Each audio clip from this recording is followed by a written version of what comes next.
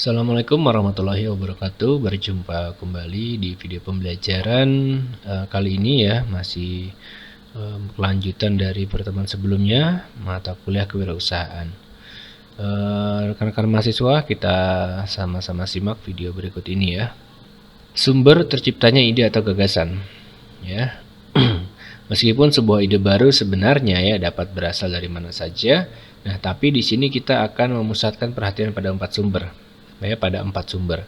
Apa saja? Yaitu yang ke-1 pengalaman pribadi, kedua minat, ketiga penemuan secara tidak sengaja, dan keempat pencarian ide dengan penuh pertimbangan. Ya, jadi ini sumber-sumber yang kita fokuskan pada 4 sumber ini untuk terciptanya ide. Yang ke-1 itu pengalaman pribadi. Mungkin dari kita mungkin pernah melakukan suatu aktivitas ya. Dan itu menjadi aktivitas yang mungkin sangat berpengaruh dalam diri kita atau hidup kita ya, dan itu mungkin sulit untuk dilupakan, bahkan ingin dikembangkan ya dengan mempertimbangkan hal-hal lainnya seperti itu. Yang kedua minat ya, jadi terciptanya ide atau gagasan itu ya karena minat, kita minat terhadap sesuatu yang kita suka di bidang itu gitu ya. Kita seperti ingin dijadikan sebuah hobi ya, dan ingin dikembangkan dari minat itu. Lalu yang ketiga penemuan secara tidak sengaja ya, mungkin kita sedang melakukan suatu aktivitas, secara tidak sengaja kita menemukan gagasan dari aktivitas yang sedang kita lakukan. Yang keempat, kita benar-benar melakukan pencarian ide dengan segala macam pertimbangan yang ada ya. Tentu pertimbangan ke depan ya, apa yang perlu disiapkan ya, apa yang perlu dilakukan ya, seperti itu. Satu pengalaman pribadi ya, ini adalah tadi dasar utama ide adalah pengalaman pribadi, baik saat bekerja maupun di rumah. Nah, pengetahuan yang didapatkan dari pekerjaan terakhir maupun sekarang seringkali membuat seseorang untuk melihat kemungkinan ya untuk memodifikasi produk yang telah ada, memperbaiki pelayanan, ataupun menduplikasi konsep bisnis dalam lokasi berbeda. Ya, ini masuk ke dalam ide ya melalui pengalaman pribadi. Yang kedua minat ya, kadangkala minat tumbuh di luar statusnya sebagai minat dan menjadi bisnis. Ya, misalnya seorang murid yang suka berolahraga sepak bola mungkin dapat memulai bisnis dengan penyewaan alat-alat sepak bola ya. Seperti itu, atau ada yang suka misalkan basket atau mungkin badminton, mereka mungkin mulai bisnisnya dengan bisa menyewa tadi ya alat-alat olahraga tersebut atau hal yang lainnya tentunya.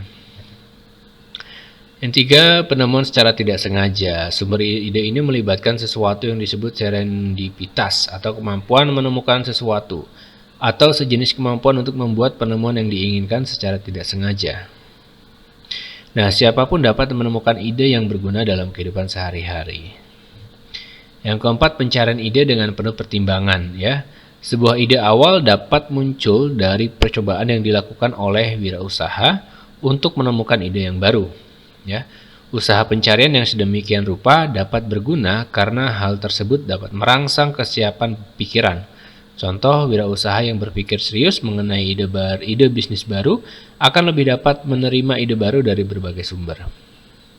Nah, salah satu cara untuk membangkitkan ide awal adalah membaca tentang kreativitas wirausaha lain. Selanjutnya, peluang usaha. Ya, dalam bahasa Inggris opportunity, yang berarti kesempatan yang muncul dari sebuah kejadian atau momen. Ya, ini kenapa kita harus mengambil peluang ketika peluang itu muncul dalam suatu kejadian atau momen yang sedang kita hadapi, misal seperti itu. Jadi peluang berasal dari kesempatan yang muncul dan menjadi ide bagi seseorang memperoleh inspirasi. Ya, berarti dia membuka sebuah peluang untuk suatu hal yang baru.